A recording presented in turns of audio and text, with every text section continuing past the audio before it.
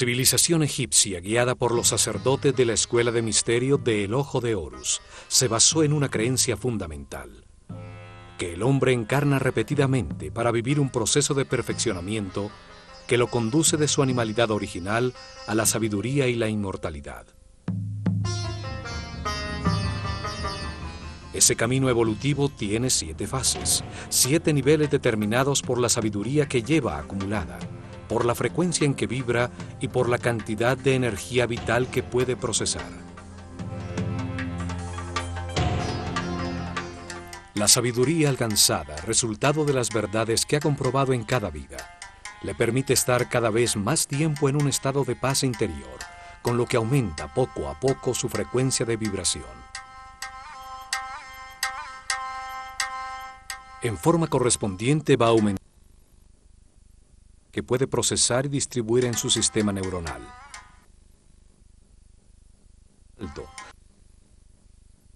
Vertebral para captarla, y su aura o campo electromagnético personal va creciendo en consonancia.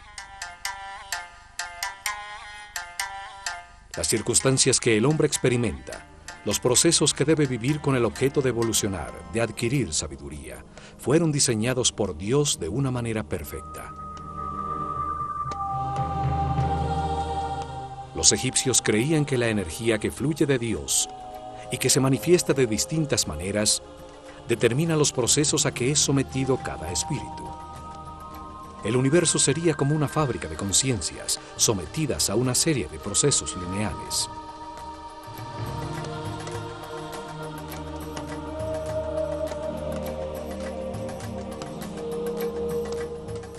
El hombre se encarna sobre la tierra que gira alrededor de una fuente radiante, el Sol. De allí recibe su primera energía. El sistema solar gira a su vez alrededor del Sol central de la galaxia, otra fuente radiante de energía.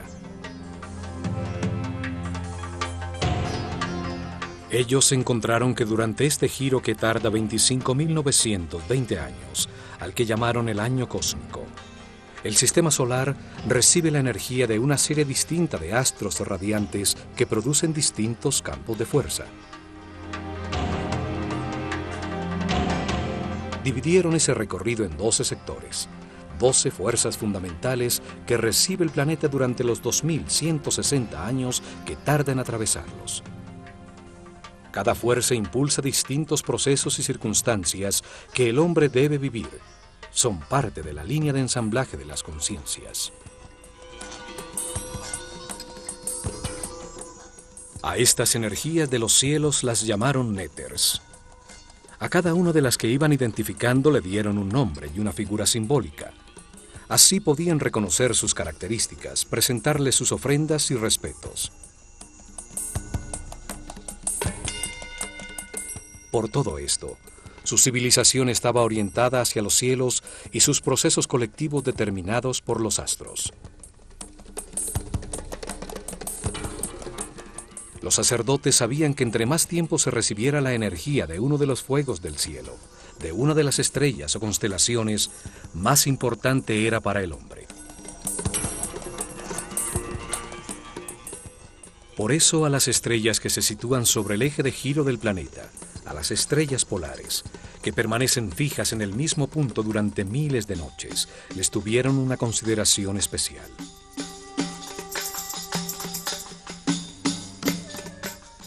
Además, en una época en que la noche era como la muerte, el pueblo, al encontrar que estas estrellas aparecían siempre en el mismo sitio, sin moverse por la bóveda celeste, las convirtió en el poder que reina en la oscuridad, fuerzas nefastas que traían la muerte y las desgracias. A esta serie de fuerzas que impulsaban los procesos y eventos más difíciles de la vida, las comandaba una figura simbólica que llamaron Set, la raíz del Satán moderno. Set, el señor de la oscuridad, el poder que retrasa el avance del hombre, el que lo sumerge en las pasiones animales, logrando que permanezca detenido en la ignorancia, cumplía una función importantísima en el universo egipcio.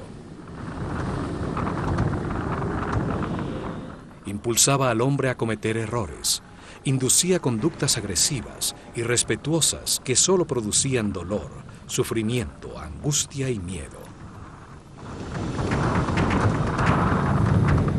Los resultados de estas conductas equivocadas agobiaban al hombre, saturándolo de sufrimiento, impulsándolo a buscar el camino de la paz y la felicidad.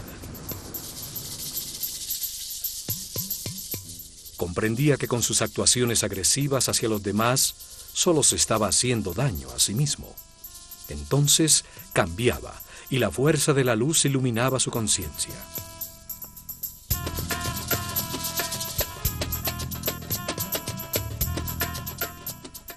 A las fuerzas que impulsaban al hombre a cambiar, a avanzar hacia la cordialidad, la paz y la comprensión, las comandaba otra figura simbólica, a la que llamaron Osiris. Osiris es el Señor de la Luz, el poder que impulsa el avance del hombre hacia la espiritualidad y la vibración en amor a través de muchas vidas y circunstancias difíciles. En el universo de contrastes, de polos opuestos, se enfrentan Set y Osiris, las fuerzas de la oscuridad y la luz, para modelar la conciencia del hombre y llevarlo a comprender la importancia de la neutralidad. La neutralidad no genera una fuerza opuesta que hace perder energía.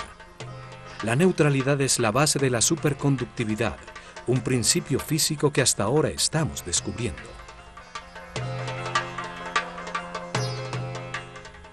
La neutralidad implica respeto por los demás. Implica tener la conciencia para no intervenir e impedir sus procesos de destino, las circunstancias difíciles que necesita vivir para aprender.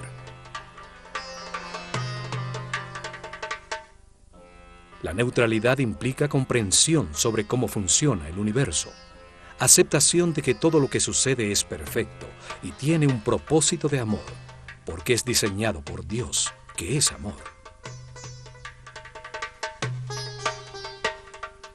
A la neutralidad llega el ser humano al final de su rueda de reencarnaciones, en el momento en que ha verificado en carne propia todas las verdades del universo, cuando renace en el espíritu y llega a la iluminación.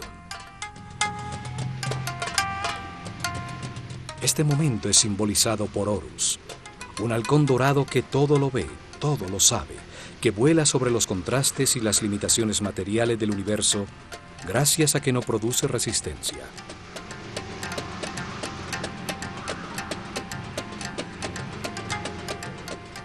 Horus es el símbolo de la conciencia permanente, inmortal, de un ser respetuoso en equilibrio, capaz de acceder a todos sus poderes y a la paz eterna.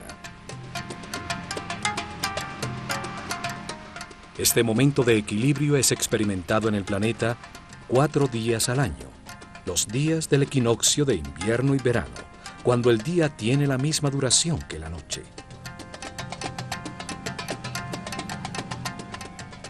En Edfu, construyeron un templo para festejar el nacimiento de Horus, honrar y estudiar el momento final del camino evolutivo, con su eje y sus pórticos orientados hacia el punto en el horizonte por donde salía el sol, en el equinoccio de verano.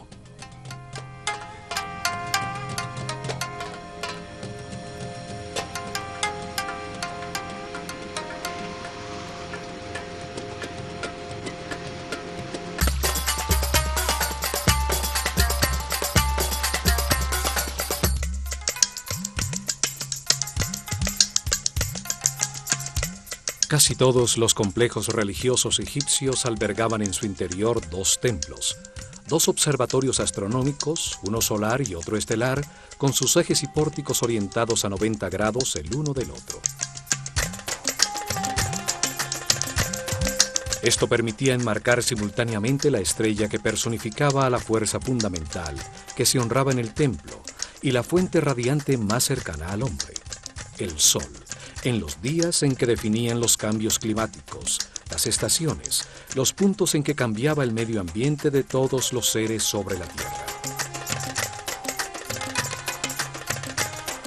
En algunos casos, como en Dendera y Edfu, un mismo templo enmarcaba con sus pórticos una brillante estrella que anunciaba la salida del sol por ese mismo sitio, un poco más tarde. Edfu y Dendera son dos templos hermanos, dos observatorios que se complementaban para registrar precisamente la bóveda de los cielos sobre el polo norte y el polo sur del planeta. Las estrellas polares eran un punto de referencia para registrar cualquier variación en la inclinación del eje de la Tierra con relación al Sol. Este ángulo es el que produce las estaciones, los solsticios y los equinoccios, el clima sobre el planeta.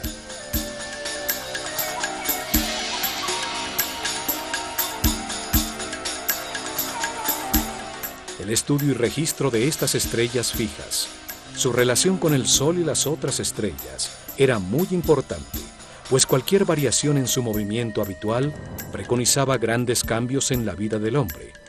Eran las estrellas nefastas, las de los grandes cambios.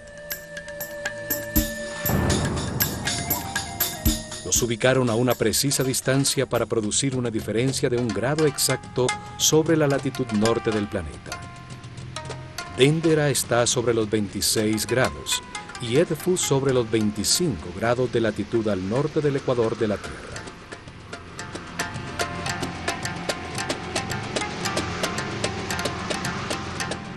Esta relación permitía registrar fácilmente el movimiento del sistema solar por la galaxia, lo que era trascendental para los sacerdotes, pues determinaba el paso por las distintas constelaciones, por las energías fundamentales que impulsan el camino evolutivo del hombre. Los cambios de era, el paso de una constelación zodiacal a otra, determinó las etapas en que los sacerdotes revelaron los misterios del universo a su pueblo. Cambiaron la localización de su capital imperial y hasta los nombres de sus faraones. Todos los templos que construyeron enmarcaban en sus pórticos un sector del cielo, por donde se movía uno de los mazarots, los fuegos del firmamento, permitiéndoles registrar fácilmente sus movimientos.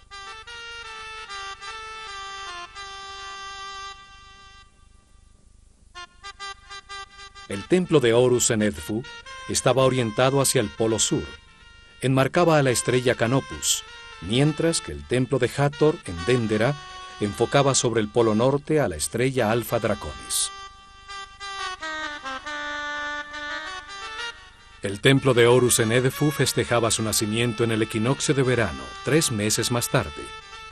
El templo de Hathor en Dendera festejaba la renovación de la vida, la fertilidad que producía la inundación del Nilo el día del solsticio de verano.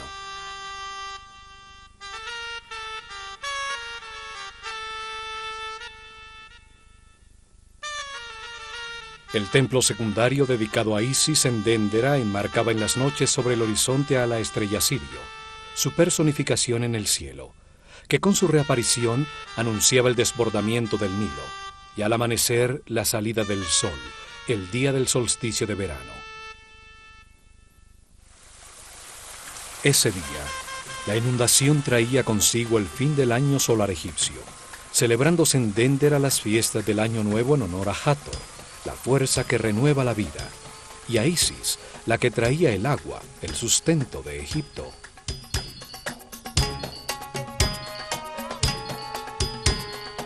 Tres meses más tarde, el templo de Neftis en Edfu, del que solo se conservan los cimientos, enmarcaba el punto sobre el horizonte por donde aparecía la estrella Procyon, la que marcaba el tiempo de siembra y al amanecer la salida del sol el día del equinoccio de invierno.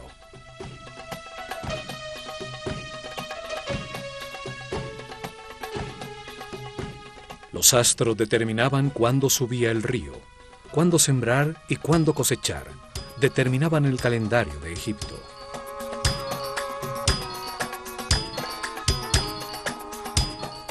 Como los dos templos, las dos estrellas tienen también una estrecha relación. Sirio pertenece a la constelación de Canis Mayor y Procyon a Canis Menor. Las dos son estrellas hermanas, como Isis y Neftis, las compañeras de Osiris y de Set, el señor de la oscuridad. En la mitología griega son consideradas los canes de Orión, el Osiris egipcio, pues lo siguen por los cielos, de ahí el nombre de sus constelaciones. En esas fechas se realizaban procesiones que unían a los dos templos. El 21 de junio, el solsticio de verano, se festejaba en Déndera, bajando de su azotea el fuego nuevo para todo Egipto, la marca del año nuevo. El 21 de septiembre, en el equinoccio de invierno, se festejaba en Edfu la concepción de Horus, y el 21 de abril, en el equinoccio de verano, su nacimiento.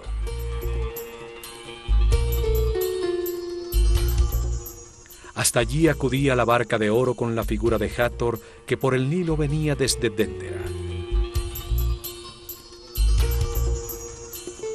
Esta ceremonia era llamada el Festival del Bello Encuentro, cuando Hathor, la fuerza de la vida, festejaba en Edfu la culminación del proceso que ella había puesto en marcha.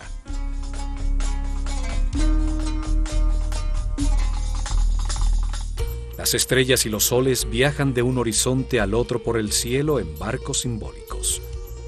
Las figuras que representaban a estas estrellas, como Hathor o Isis, eran paseadas dentro de barcas de oro, en las procesiones que las llevaban por el Nilo de un templo al otro. El antiquísimo templo dedicado a Horus en Edfu, llamada Apolinópolis Magna por los griegos, comenzó a ser reconstruido en el año 237 a.C. durante el reinado del faraón Ptolomeo III, uno de los reyes macedonios que gobernó a Egipto como heredero de Alejandro Magno.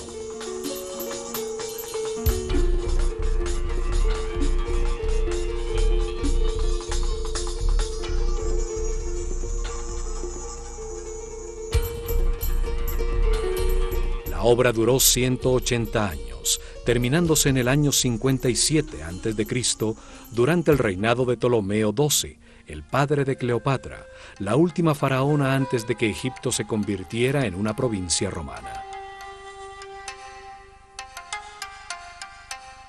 Las escenas en sus muros muestran a estos reyes extranjeros rindiendo culto a los dioses egipcios, una manera para recibir igual que estos el culto del pueblo y legitimizar así su poder.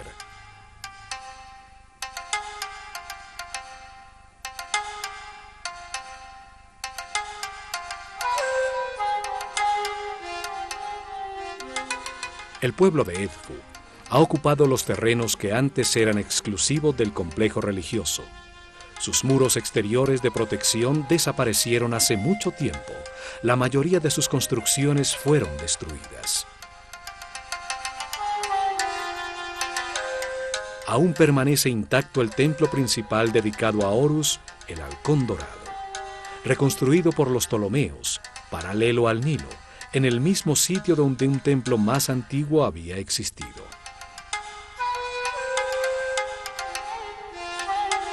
Los templos en Egipto orientados hacia una estrella en particular solo eran útiles por aproximadamente 300 años, debido a que el movimiento del sistema solar alrededor de la galaxia sacaba de foco la estrella objeto de registro.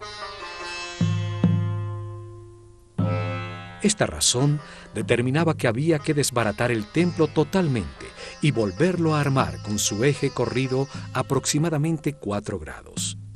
Es por esto que se encuentran piedras marcadas por faraones anteriores en los cimientos de los nuevos templos. Era como girar el telescopio. El caso de los templos solares es distinto, pues el ángulo entre el ecuador de la Tierra y la eclíptica por donde se mueve el Sol cambia solamente 1 grado cada 7.000 años. Los templos solares, enfocados al punto en el horizonte por donde sale el Sol, en una fecha especial, servían por miles de años. El eje del templo está orientado hacia los 86.5 grados suroeste.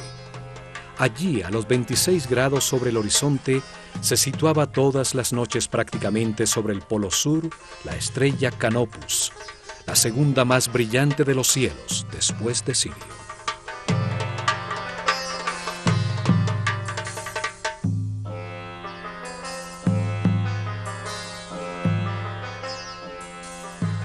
Canopus, Alpha Cariani, situada a 74 años luz de la Tierra, es la estrella más brillante de la constelación de Carina, antes conocida como Argo Navis, la quilla de la nave de Argus, en la que Jasón y los argonautas se embarcaron para encontrar el vellocino de oro.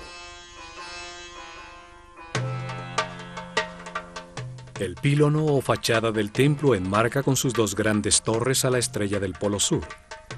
Cada torre es un espejo exacto de la otra, aún en las inscripciones y bajorrelieves de sus muros.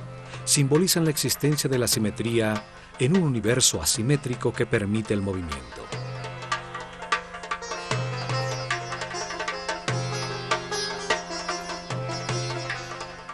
En el frente, la figura del faraón esgrime una vara de poder, con un gesto amenazador hacia los enemigos de Egipto, en un símbolo recurrente desde la antiquísima paleta de Narmer. Sobre el dintel, el disco alado con las dos serpientes.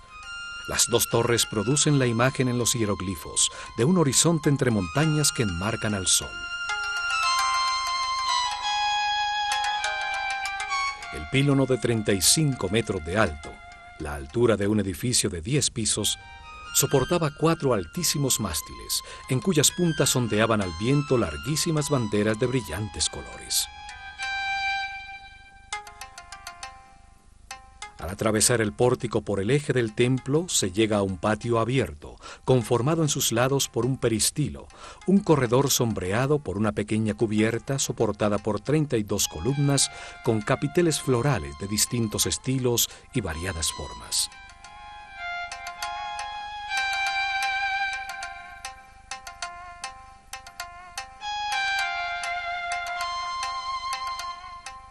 En la fachada interior del pílono, la que da hacia el patio interior, las figuras talladas están también dispuestas simétricamente como en un espejo, solo cambian los tocados simbólicos sobre sus cabezas.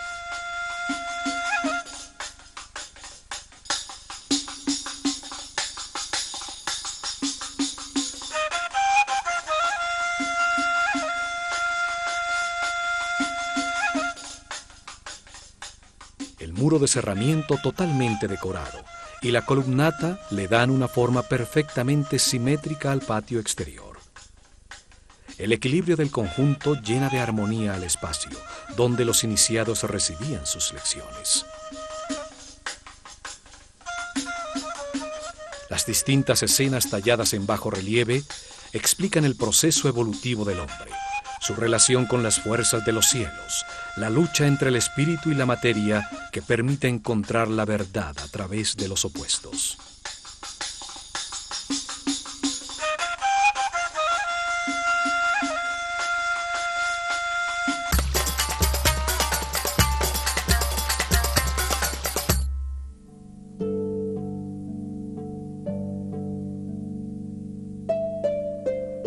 En los tiempos de la Escuela de Misterios existía en este patio un bello jardín, donde los iniciados realizaban ejercicios para verificar en carne propia las informaciones suministradas por sus maestros. Aquí recibieron conocimientos correspondientes con el nivel de su conciencia. Trabajaron bajo la dirección del maestro del misticismo, dedicados al objetivo principal de este templo, comprender la importancia de la neutralidad en un mundo bipolar.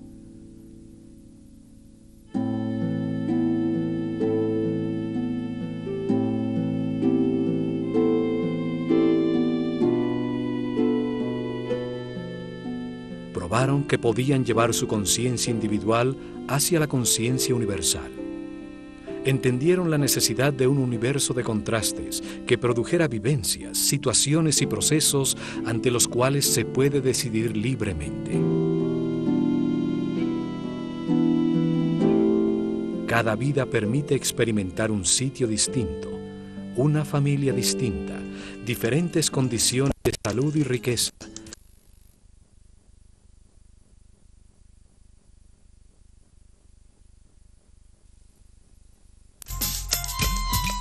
Set es derrotado en la conciencia del hombre gracias a los errores que éste cometió a lo largo de muchas reencarnaciones. La comparación de los resultados obtenidos con sus actuaciones son los que producen comprensión, luz en la mente. Experimentaron el principio vital de otros seres. Entendieron que realmente solo existe una gran conciencia en el universo. Lo verificaron frente a una de las palmas del jardín del peristilo, cuando se concentraron en ella hasta sentir en sus hojas el viento.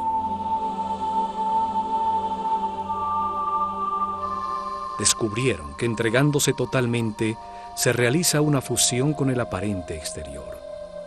El tiempo deja de existir y su conciencia y la de la planta se funden en una sola, ocupan el mismo espacio.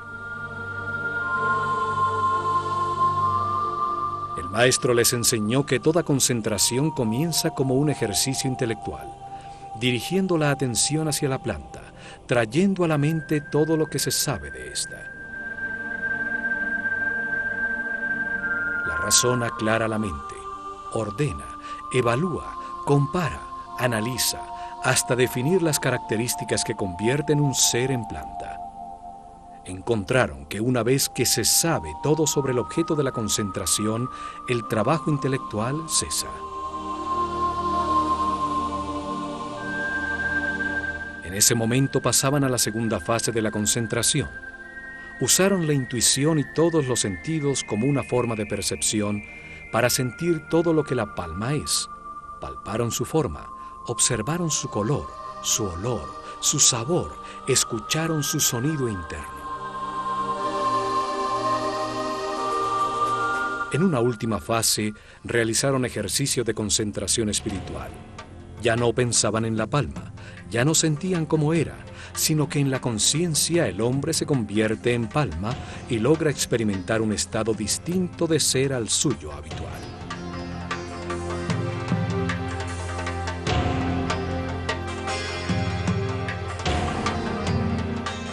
En ese estado, el ego desaparece y el iniciado se encontraba con su yo superior. El tiempo desaparecía. El silencio expandía la conciencia. Los brazos se transformaban en ramas y una paz interior inundaba la nada. En este patio pudieron así aumentar su energía vital, su frecuencia de vibración, reunidos con otros compañeros que tenían un nivel de conciencia similar. Se encontraban en un lugar parecido en el camino de las reencarnaciones. La fachada interior del patio hacia el templo es muy parecida a la principal del templo de Dendera. La planta y el diseño general son muy parecidos. Ambos templos fueron reconstruidos siguiendo los planos realizados por Imhotep, el arquitecto que construyó la pirámide escalonada de Saqqara. El muro entre las columnas filtra la luz, permitiendo que solo un poco entre al templo por su parte superior abierta, facilitando la penumbra interior para observar las estrellas.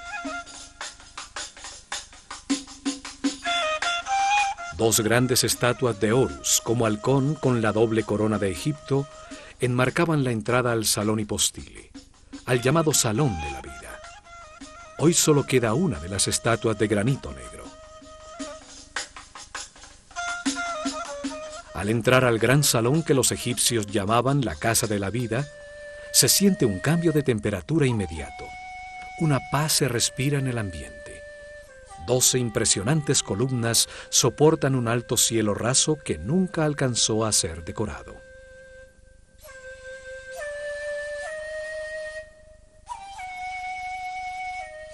Al recorrer este salón, utilizado en el trabajo diario por los iniciados del templo, las altísimas columnas con sus hermosos capiteles producen una sensación de equilibrio, de permanencia. También, como en Dendera, este salón tiene una pequeña capilla para guardar los papiros en los que trabajaban los escribas y los que se necesitaban para las lecciones con los discípulos del templo.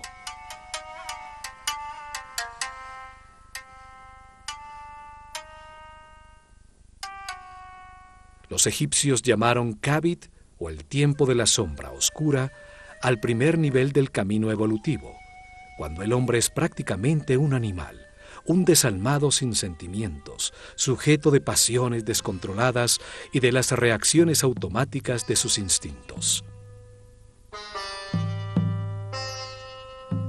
Sus actuaciones de ira, odio, instintos desbocados, le producen resultados insatisfactorios, angustia, sufrimiento, soledad e infelicidad. Después de muchas vidas, se satura de sufrir y comprende que al hacerle daño a los demás, solo produce su propia infelicidad. En ese momento, su espíritu renace en el segundo nivel de conciencia, llamado el Ba, o el tiempo de la sombra clara. Allí descubre los sentimientos, aprende a querer, sin embargo no controla sus emociones, se encuentra todavía en el infierno de la vida.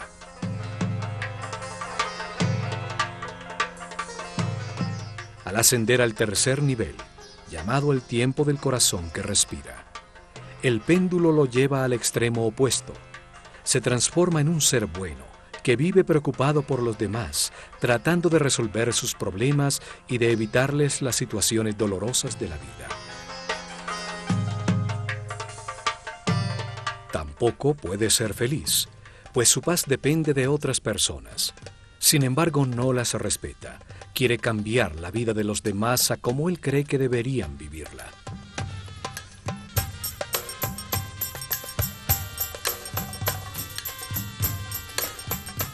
Esta actitud lo lleva a enfrentar su sistema de creencias con el de los demás, pues no respeta las decisiones que éstos toman y cuando le suceden situaciones difíciles para que aprenda, las considera injustas, pues se ve a sí mismo como un ser bueno que solo vive por los demás. Al cruzar la puerta del fondo se llega al Salón de las Apariciones, llamado así porque en él aparecía desde la penumbra de su santuario la brillante estatua de Horus, dentro de su barca de oro, para salir a las procesiones y ceremonias. La unión del templo de Horus con el de Hathor en Déndera es resaltada en la decoración de las columnas que tienen la figura de la diosa en sus capiteles.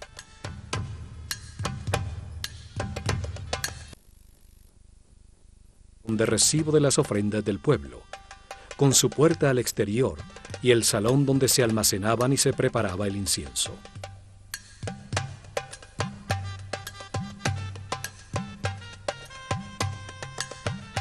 Al lado derecho está el salón de las purificaciones, utilizado por los sacerdotes en sus rituales diarios de limpieza, con su puerta para salir al lago y al pozo del templo.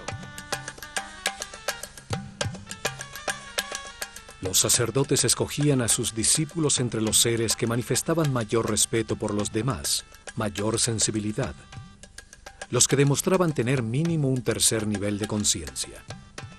Les suministraban información y la manera de verificarla personalmente. Los guiaban para que aprendieran a elevar su nivel de vibración. El trabajo comenzaba por el control de los instintos, el miedo a la muerte, el instinto de defensa y agresión. Se les sometía a situaciones de peligro extremo. Aprendían a confiar en los demás. Años después, el trabajo era controlar las emociones, los deseos y los placeres, comprender que su cuerpo es igual que el universo, solo que en otra escala. Para eso pasaban por templos como el de Kom-Ombo, Philae, Deir el-Bahri y Luxor. Así llegaban al cuarto nivel de conciencia, al tiempo que llamaban Sekem, donde con otros seres nacidos en ese nivel eran dirigidos por el maestro de las medidas. Él les enseñaba cómo el nombre y el número determinan la forma de todo lo que existe.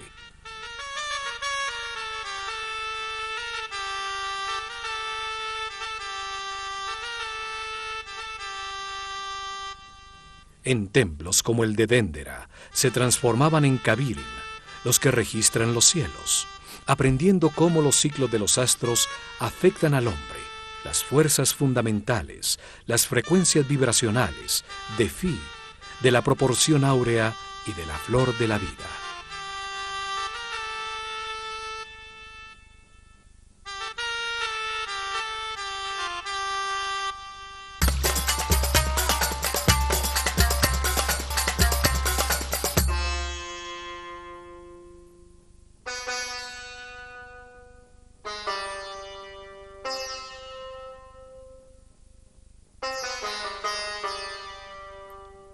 Después del Salón de las Apariciones se llega al corredor de las escaleras, que tiene un esquema exactamente igual que el de Dendera. Una escalera caracol a la derecha y una larguísima escalera recta dentro del muro de cerramiento que conduce a la azotea.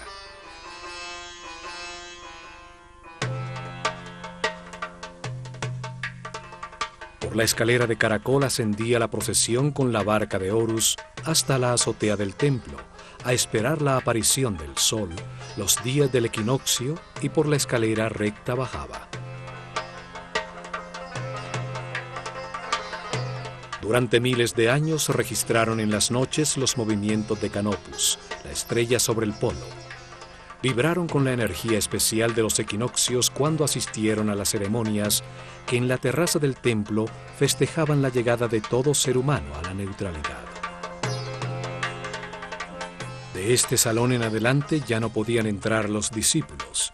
Solo los sacerdotes de Horus atravesaban el corredor exterior para llegar hasta la antecámara y al salón de la barca de oro, donde guardaban el santuario portátil utilizado en las procesiones. Una reproducción moderna se encuentra en esta otra capilla, pero nos da una idea muy cercana del tamaño y de la forma originalmente utilizada.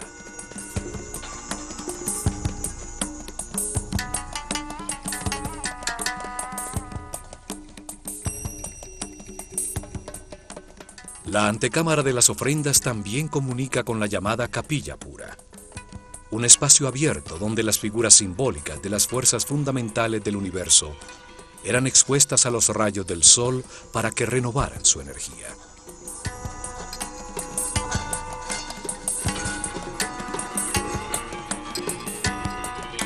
Los muros del templo están llenos de bajorrelieves utilizados para explicar los misterios del universo, la razón de la reencarnación, la manera de llegar al final del camino y convertirse en superhombre.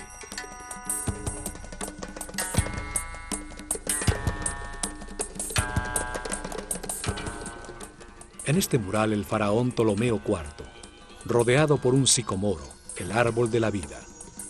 Otro símbolo de Hathor, recibe de Horus la palma con el listado de su destino, las lecciones que debe vivir en muchas reencarnaciones para llegar a la iluminación. Al otro lado, la figura de Nekhbet le entrega el destino inmediato, el que debe vivir en esta vida como faraón.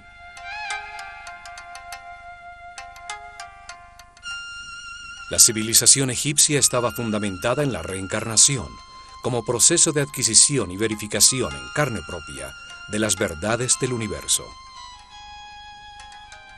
El espíritu del hombre encarna para aprender con los resultados de sus decisiones, transformándose poco a poco en un ser flexible, sabio, hasta que ya no tiene nada más que aprender en esta escala del universo y se ilumina.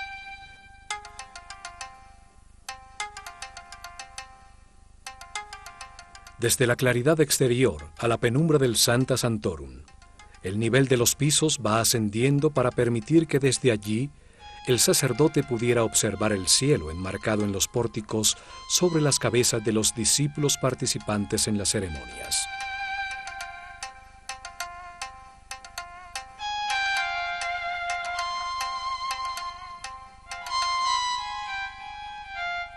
El santuario es un volumen independiente dentro del edificio del templo, envuelto por sus espacios.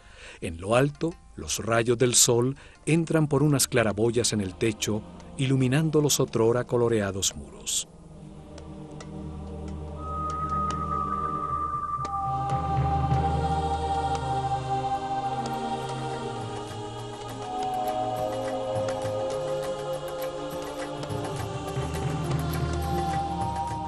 En lo más profundo y oscuro del templo, se llega al santuario donde se encontraba el Naos, la capilla de granito que contuvo la figura simbólica de Horus, el símbolo del renacimiento espiritual, de la maestría, del momento en que el hombre se convierte en superhombre. Este momento es representado por el nacimiento de Horus.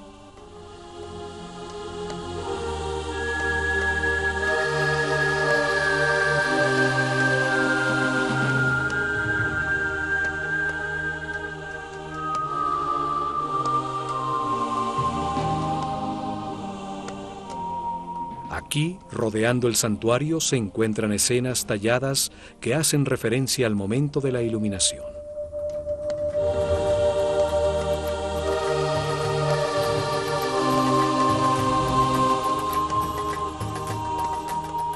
La comprensión lleva el péndulo al centro, transformando al hombre en un ser justo, respetuoso, que acepta que todas las situaciones son perfectas, aún las más difíciles y dolorosas, pues producen comprensión en quien las vive.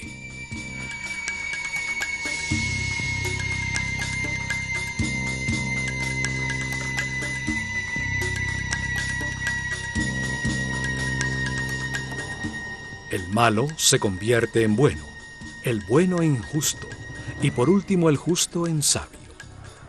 En ese momento llega la iluminación representada por Horus, cuando se renace desde el espíritu, al terminar la rueda de reencarnaciones en esta escala del universo, para continuar el camino de perfeccionamiento en una jerarquía más alta.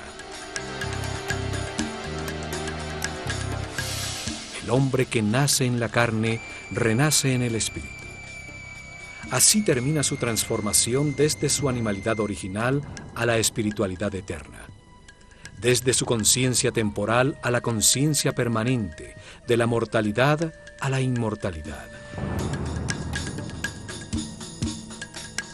El amor permanente en pensamiento, palabra y obra, producto de estas comprensiones, hace que el ego desaparezca para siempre, y con él la rueda de reencarnaciones.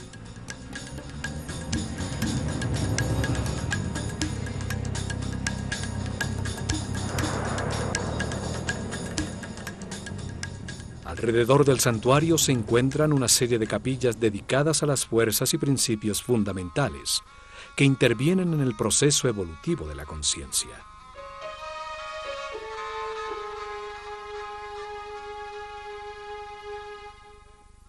Osiris tiene una capilla que es fácilmente reconocible para el pueblo que no podía entrar al templo, a través de los bajorrelieves que adornan el muro exterior, permitiéndoles acercarse y colocar sus ofrendas desde un lugar cercano e inmediato.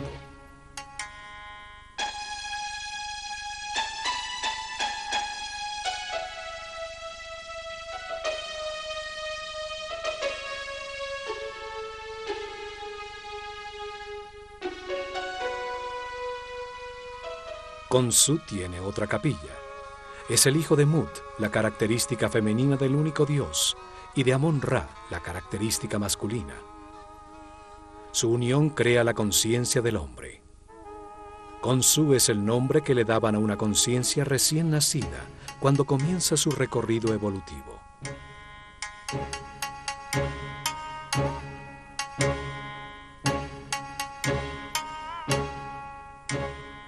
Amon-Ra, el dios creador de la conciencia, tiene una capilla con información sobre el proceso evolutivo, y las 9 fuerzas fundamentales tienen otra.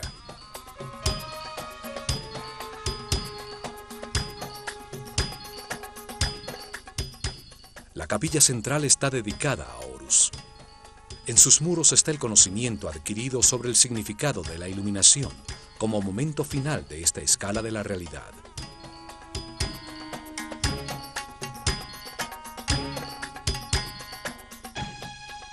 A este templo llegaron iniciados en el 4º nivel de conciencia. Otros pocos alcanzaron el 5º nivel, el llamado tiempo de los Sahu.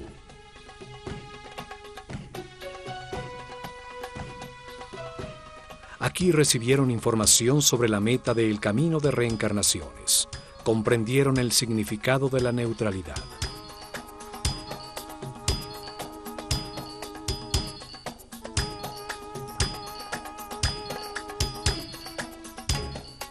Luego continuaron su camino de perfeccionamiento. Se embarcaron en el río para llegar a Karnak, al templo de la conciencia del hombre, donde buscarían la sabiduría a través del arte, del conocimiento de su inconsciente, al revivir su cadena de reencarnaciones.